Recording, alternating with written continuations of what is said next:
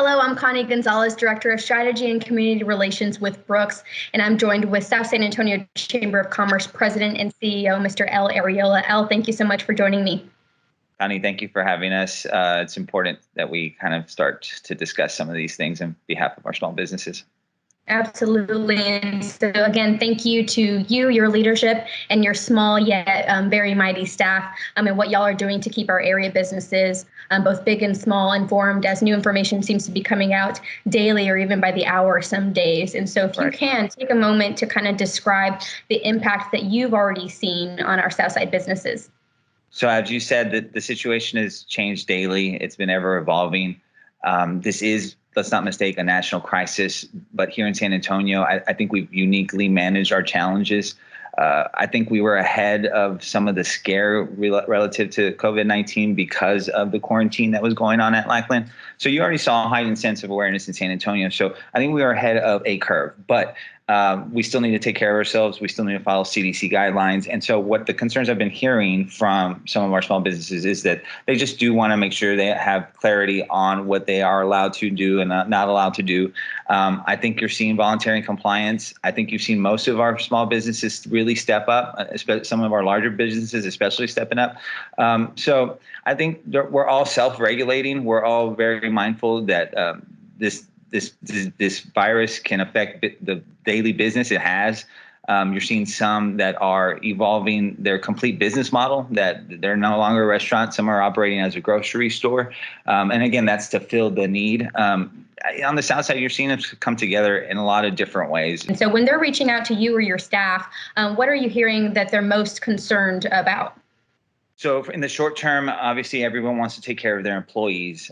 Something I think that this issue has busted wide open for us on the South Side is something we've been advocating for years is workforce development is important on the South Side. We do need access to better quality jobs. So right now, the service industry is hurting. So that's a lot of our folks on the South Side that are dependent on those jobs. And those business owners their heart is heavy if they have to make some staff cuts and stuff like that. So that's their biggest concern right now is some kind of access to a grant, a loan, any kind of capital that can help sustain their workforce because they do want to take care of their people. This is a temporary issue. This is not going to be long term. So they don't want to lose good people, good staff members, good teammates. And so that's the one I'm seeing above all. And again, some clarity to the regulations. I think we now are at a point where we're clearly defined on what's recommended and what's being mandated. And so we'll continue to push this information out and hopefully we can get through this sooner than later. Awesome. Yeah, you're right. And there's so many moving parts. Details are kind of still coming to fruition, but at least we're seeing that there's several options on all levels that they'd be able to take advantage of. And so what do you recommend so far? I mean, we're still uncertain. The programs are being designed. And so what do you recommend for the businesses to do right now?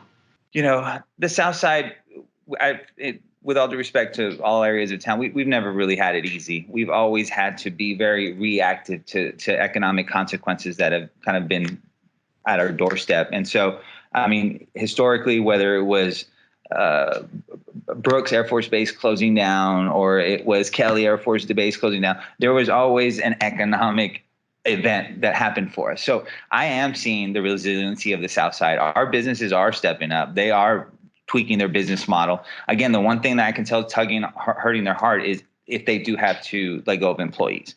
And so we do need to be mindful, again, of what our workforce looks like on the South Side.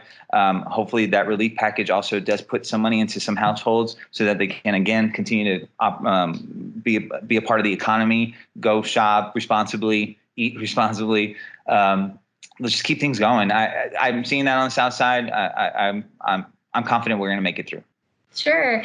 And so more so on, the feel good stuff, like you mentioned, the South Side, a big positive and what sets us apart really is that the culture, the pride, and being able to kind of come together. And so talk a little about what you've seen, whether it's on social media or beyond, and how everyone in the community is kind of coming together during this time and supporting each other. So, as a community, we've always been mindful of gaps that we've advocated for that we need to fill. And so some of the stuff that you're seeing is at the forefront, like the digital divide right now, our healthcare awareness on the South Side. A lot of our folks are ailed with diabetes. And so right now, this is a big problem, that COVID-19 could potentially harm a lot of our Southsiders. And so, this puts a shining light to a lot of the stuff that we've been saying we need to fix this situation, this crisis.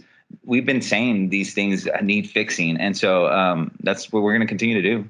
Absolutely. All right. Well, thank you, Al. Again, the South Chamber, with your leadership, has been a great resource in providing the necessary and latest information during this crisis, whether it's on social media or your website. It's good to see the different ways that we continue to promote.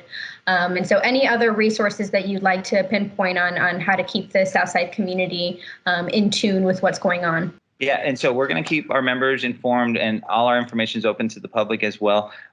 Keep looking on our website. We're trying to communicate slow and steady through this because people are being overwhelmed with every other email title says COVID-19. And so right now we do want to specifically communicate what programs, what regulations, very specific to San Antonio. All right. Well, thank you, Al. And again, the stay home work order was just passed. And so keep in mind any necessary, we're on a video call right now, so we are clearly working from home. I know your staff is and mine is as well. And so make sure to do our part and do our due diligence to not spread the COVID-19 virus, right? Right. Absolutely. Follow all CDC guidelines, please. All right. Well, thank you, Ella, for taking the time to video chat with me. A couple more things for our viewers.